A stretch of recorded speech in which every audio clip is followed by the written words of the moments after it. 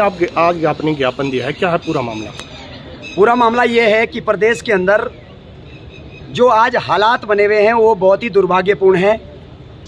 पहले तो हिंदुओं पर अत्याचार होता था, बहन बेटियों पर अत्याचार होता था, गोकसी होती थी, इसमें की तस्करी जिहादियों द्वारा की जाती थी। लेकिन आज प्रदेश के अंदर अब पुलिस और पत्रकारों पर भी हमले हो रहे हैं। हल्द्वानी की घटना किसी से छुपी नहीं है और विश्व के पटल पर सभी ने देखा है।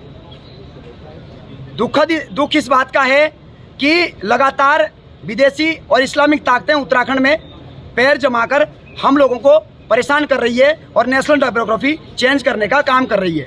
कुछ मुस्लिम संगठन सीधा कहते हैं, देहरादून का मैं एक मुस्लिम संगठन का बयान सुन रहा था कि अवैध तरीके से जितनी भी मस्जिदें, मदरसे या फिर कोई भी व्यक्ति बसा हुआ है, इसको ना छेड़ा जाए, अन्यथा हम तुम्हें देख लेंगे। ये सीधी सीधी जो धमकी देने की बात है, सभी लोग ध्यान और कान खोलकर सुन लें।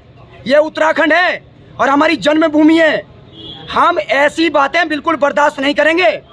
10-15 साल के अंदर बाहर से आए हुए जो ये जिहादी है, अपनी फनों को बंद कर दें, अन्यथा यदि उत्तराखंड का युवा जाग गया तो ठीक बात नहीं है। हम अपने अस्तित्व के साथ खिलवाड़ नहीं होने देना चाहते।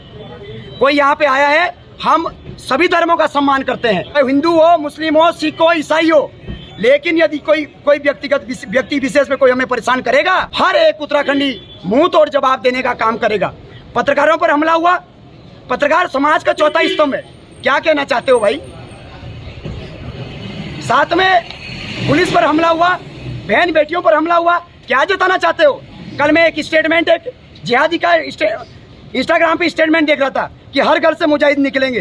तुम कितने मुजाहिदों को रोकोगे? ये आतंकवादियों की भाषा बोलना बंद करें, अन्यथा क्षेत्र से अब आर्थिक बहिष्कार भी हो चुका है और ग्राम प्रधानों से भी निवेदन है, तत्काल इनका बहिष्कार करें।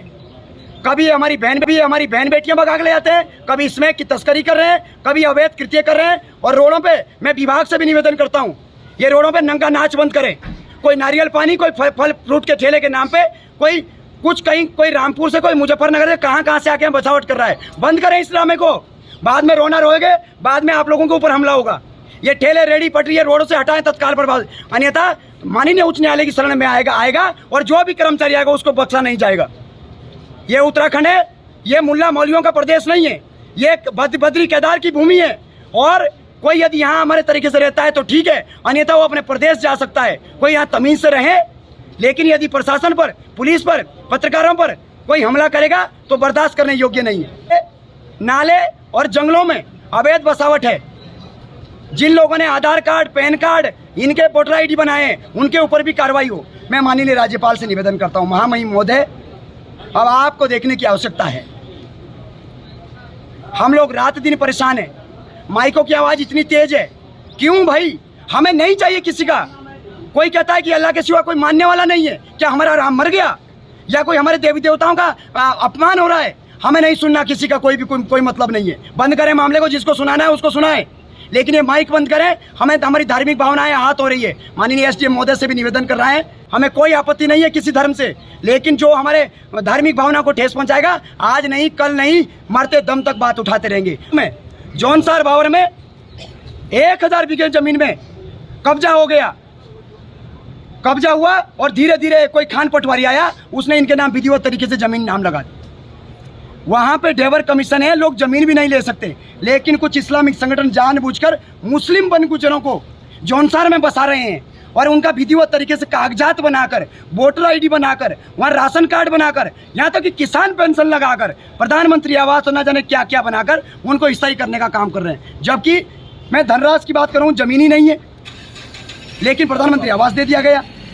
तत्काल प्रभाव से ये नंगा नाच बंद करें प्रशासन और इनको जो है बाहर करने का काम करें। हमारे घर में किसको आना है, किसको नहीं आना है, हमारे अधिकार है। ना पैसा दिया, ना पैसा ना खरीदा, ना किसने दी। थोड़ी देर तक वहाँ पे आए, चुपचाप से बसे और प्रॉपर तरीके से जो है नाम लगा दिया। आखिर ये क्या है भाई? इसलिए महामहिम महोदय, पूरे प्रदेश के अंदर जितनी भी अवैध तरीके से बस्तियाँ हैं, तत्काल प्रभाव से ध्वस्त किया जाए। कल के दिन कहीं और जगह हल्द्वानी ना बने, इसलिए शासन प्रशासन का मैं धन्यवाद करता हूँ, पुलिस प्रशासन का भी धन्यवाद करता हूँ कि आपने शौर्य और पराक्रम को दिखाते हुए इन जिहादी ताकतों को ध्वस्त करने का काम किया और अवैध अतिक्रमण को हटाने का काम किया। विकास नगर हो, पूरे प्रदेश हो। मैं चाहता हूँ कि चिन्हित करके जहाँ जहाँ पे रोहिंग्या मुसलमान रहे हैं उन लोगों को भी उन बस्तियों को खाली किया जाए और जहाँ से वो आए हैं वहीं खदेड़ा जाए। हमारे प्रदेश में कोई लंगर नहीं बन रहा है, कोई अस्थायी हो जाएगा। इसीलिए भू कानून की मांग भी हो रही है कि तत्काल प्रदेश में भू कानून लागू किया जाए। भारत माता की जय श्री राम, जय श्री राम। धार्मिक स्थलों से माइक बंद करो, बंद करो, बंद करो। धार्मिक स्थलों से माइक बंद करो, बंद करो, बंद करो। हल्द्वानी के अपराधियों को फांसी हो, फांसी हो।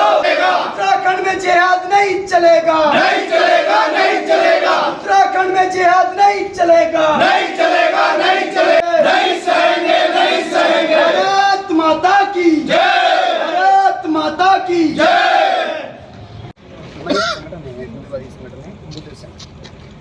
सर हो क्या रखा है कि उत्तराखंड के अंदर पिछले काफ़ी समय से यहाँ पे ज़मीनों पे अवैध कब्जे हो रहे हैं और कुछ इस्लामिक संगठन मिलकर यहाँ पर जानबूझकर बाहर से मुस्लिम लोगों को सरकारी ज़मीन पर बिठा रहे हैं। जैसे चाहे नाले हो, कोई चाहे नदियाँ हो या सरकारी ज़मीन हो, जगह जगह पे ये लोग उनको पैच बना रहे हैं। और धीरे धीरे क्या करता है, इसमें प्रशासन का भी फॉल्ट है कि वो धीरे धीरे उनके आधार कार्ड बना रहा है, उनके जो है वोटर आईडी बना रहे हैं, कल के दिन राशन कार्ड बना रहे हैं। जो भूखे यहाँ पे आए थे उनके राशन कार्ड बनेंगे, उनके राशन की व्यवस्था होगी।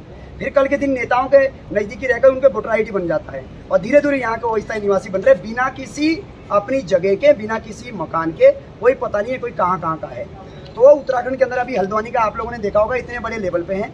आपके माध्यम से हम राज्यपाल महोदय को एप्लीकेशन भेज रहे हैं, ज्ञापन भेज रहे हैं। वो मैं आपको 1 मिनट पढ़ के सुना रहा हूँ। आप लोग भी, आप सभी मीडिया कर्मियों से निवेदन है, कृपया हमें श्रीमान राज्यपाल महोदय उत्तराखंड, विषय देवभूमि में उत्तराखंड से अवैध कब्जे हटाने व सत्यापन के संबंध में। महोदय जी, निवेदन इस प्रकार से हैं कि देवभूमि उत्तराखंड में कुछ विदेशी ताकतें जानबूझकर बड़ी मात्रा में अवैध लोगों को हमारी सरकारी जमीनों पर झुग्गी झोपड़ी बनाकर कब्जा करवा रही है और ये काम पिछले 10 साल से चल रहा है, 12 साल से चल रहा है।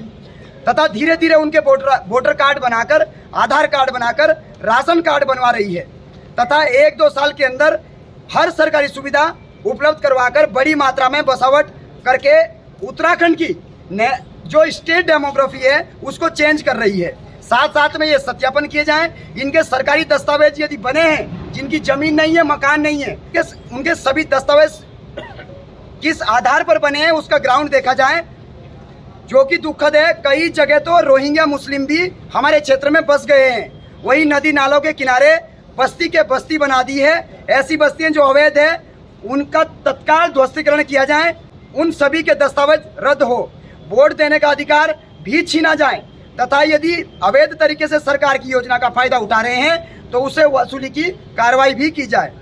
महोदय जी, पिछले 2 साल से लगातार हम सरकार को अवगत करा रहे हैं, प्रदेश में अवैध मज़ारों का जाल लगभग टूट चुका है, लेकिन कुछ जगह जो मज़ारें बनी है वो नहीं ध्वस्त हुई है